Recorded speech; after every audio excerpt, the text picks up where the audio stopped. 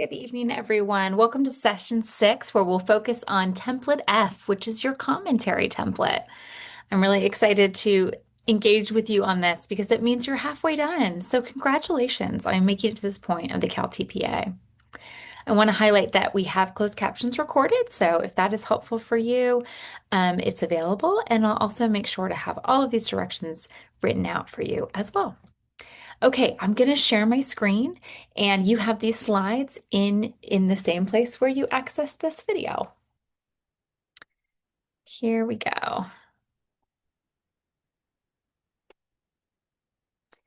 right, so we are again on session 6, and this is going to focus on your film commentary template F. This is a little recap of what we've done so far and where you need to be in our cycle so that you're right on time and you're going to be ready for us when we meet again next Thursday. So we are on step 3, which is the green box here on film and analyze. And so if you'll notice, our slides are all green to kind of keep us organized and on track. So the first thing that is going to help you with this template F is making sure that your film plan is filled out. A lot of times people run into trouble with the templates because they fill out the template and they think, good, I must have answered all the questions. I'm done. But the reality is, if you don't put the template up against the rubric, you can miss out on key details and not do as well as you'd hoped. And so what the film planning guide does is I took all the language from the rubrics and I made sure that you are addressing each one. So if you use the film planning guide, you'll be ready for the commentary by virtue of that rubric language. So just as a little reminder, here's what the Ed Specialist Film Planning Guide looks like. It invites you to break up your films into 4 films. It tells you exactly what should be filmed in each film. So here's video clip 1. Select a clip that shows you actively engaging in students as you teach the selected foundational reading skills using a direct and explicit approach. That's language from the rubric and the templates. And then here's the rubric element. Candidate teaches the selected foundational reading skills using a direct and explicit approach to actively engage students.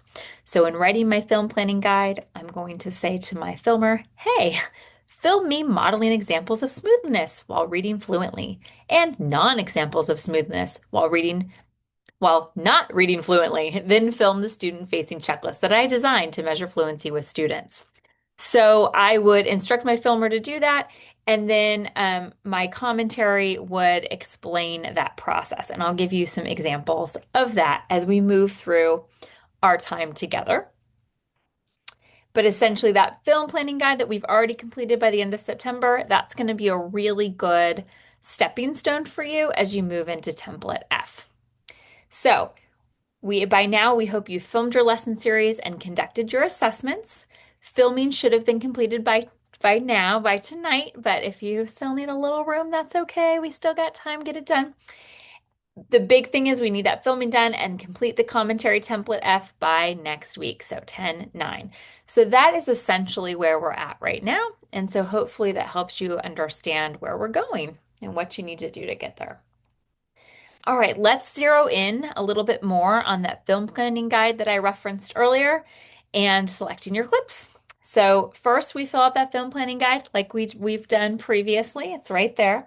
And then based on that, you're going to select your 4 clips. So hopefully you finished your filming and you select those clips based on that film planning guide. So here it is again.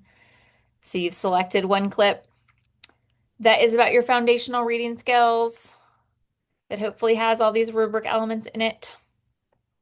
You've selected a second clip that's about additional themes, meaning making, language development, effective expression, or content knowledge. You've talked about that as well. Video clip 3 is about you monitoring student learning and providing actionable feedback. Actionable feedback is going to be really important when you get to that commentary template. So you want to make sure that you film all these things as the rubric demonstrates. Video clip 4, it demonstrates how you adjusted your instruction based on your assessment results. So we talked a little bit in class about how you give that formative assessment, that check for understanding, and then you respond to it. So we need to see that film clip as well. So once you have those 4 clips picked out, you're going to come back, and the next thing you're going to do is do that template F. So fill out film commentary guide completely. If you fill out that commentary guide completely, you'll have a lot of material to transfer and to write with for your template F. And it'll ensure that you won't have something in your commentary that you didn't have in the video because you can't get credit for commentary if it's not in your film. Just like, or similar kind of to last year when you were writing those annotations for my mom moderate support needs folks, you really couldn't get credit for it if it wasn't visible. So kind of same thing. All right, let's take a look at these commentary templates. So for my mild moderate folks, let's click on yours. So it looks like this. There's the directions there. And you're essentially going to just answer all of these questions to the best of your ability. It gives you a place to write under each clip, which is why I do recommend you do 4 clips instead of one big long one, even though they give you that option. I think you're going to score better if you do 4 clips. And you need to make sure you answer each part of these prompts under each one. So let me give you some tips on doing that. The big tips are you can do this written, you can do this verbally, you can record yourself with these answers, or you can use ASL in your commentary. All acceptable for anybody, for any subject area, or any credential. You want to respond to the prompts as they relate across your 4 video clips. Describe what is happening and provide a rationale for what you are doing and why. Those are the big things. So you really need to describe the what and the why. Because if you don't have those 2 things, you won't get all the points. You won't get those 3s. The other thing you need to do is identify specific locations in the video clips, and I'm going to give you an example next. And again, your commentary should align with what's in the video. It should not, if it's not in the video, it shouldn't be in your commentary. You can't get points for it. Okay, so just that kind of little reminder for you. So let's look at an example. And this example, again, is from my lesson series example. So you can click on that to see the example. And this is taken from language from my examples in the video planning guide. So in video 1 at 1 minute and 22 seconds, so notice, just like we did with the commentary last year and the annotations, you have to give the minute and the seconds. You can't just say in video 1, you have to actually put that there like a timestamp. I can be heard and seen modeling examples of smoothness while reading fluently and non-examples of smoothness while not reading fluently. So that's the what. Here's the what I'm doing. Here's the why. So that's the big thing. You're explaining what you're doing and then why. I do this to directly and explicitly model. So again, directly and explicitly model. Oh, that's one of the buzzwords they want us to keep using, right?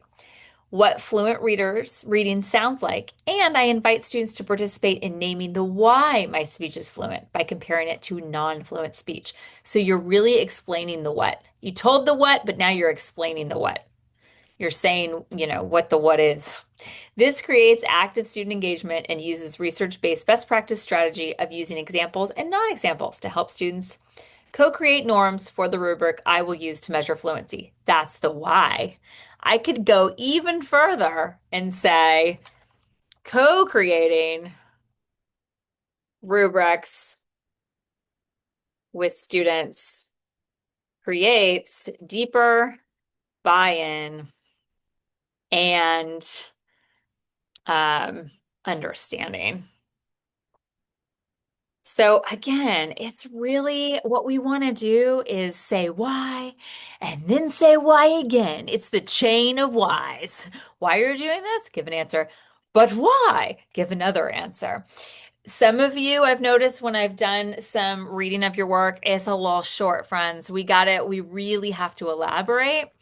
And this is a good way of doing it is to think of your chain of whys. So I do this to directly and explicitly model what fluent reading sounds like, and I invite students to participate in naming the why my speech is fluent by comparing it to non-fluent speech. Why? This creates active student engagement and uses the research-based best practice strategy of using examples and non-examples. Why? To help students create norms for the rubric I will use to measure fluency. Why? Co-creating rubrics with students creates deeper buy-in and understanding. Woohoo! It's a chain of whys. So you really, I'll put as a little star here, use a chain of whys to get a really meaty answer. And when I say meaty, I mean threes or higher. Okay. So I'm glad we got to do that in real time together because that's how I would have taught it in class. So that is the commentary example. I want to go back up here to my Ed Specialist film planning guide. So again, the commentary is going to be directly related to the rubrics and answering the prompts. So answer the prompts thoroughly, but also go back to those rubrics. And the rubric elements are all found here. So just make sure you're answering. Use these as sentence starters when you do your chains of why to make sure you've hit all of those points, okay? Use these things as sentence starters. The yellow, remember, we're getting into the for category. So just make sure you hit these ones here. Okay. If you need support finding those research-based best practices, click on some of these resources. Um, Higher order thinking and why it matters. There's your why. It's probably a lot more obvious than you realize. And an answer to why is always, creating student buy-in, keeping students engaged. Anyway, what is for a higher order thinking? Bloom's taxonomies is always a great place to think about when we think about our whys. Using these things can help students recall facts. You can use those in your chains of why. Higher order thinking skills you can use in your chains of why. So just remember that those resources are available to you right here when you're trying to think of, when you're trying to think of active learning strategies and you're trying to think of why you might do an active learning strategy. Pull some of this language here. It'll help. It'll help meet up your answers a little bit. All right, so that is the big stuff. Now, I'm going to give you some opportunities to work. Remember, it's just one baby template this week, just one, and then we'll come back together next week and we'll critique our work and really shore it up. So your job this week is to complete one template. It's template F. Here's the reminder of the other things we've completed. Complete your film and commentary planning guide. Transfer your work from the planning organizer and your lesson plans into the published templates, A through D. We talked about that a lot last week. Have your filming done and your 4 clips selected. This is the new thing. It's in green. Complete template F. And then I'd love you to link all of the above in that graphic organizer that I introduced you to last week. So you should have your templates linked here, A through D. You should link your video clips here in part E. You can just link it to like a Google Doc with all 4 of your clips. That would be really helpful. And now you're going to link your part F commentary. So that's all these should be linked. And look at that, friends, you're halfway done.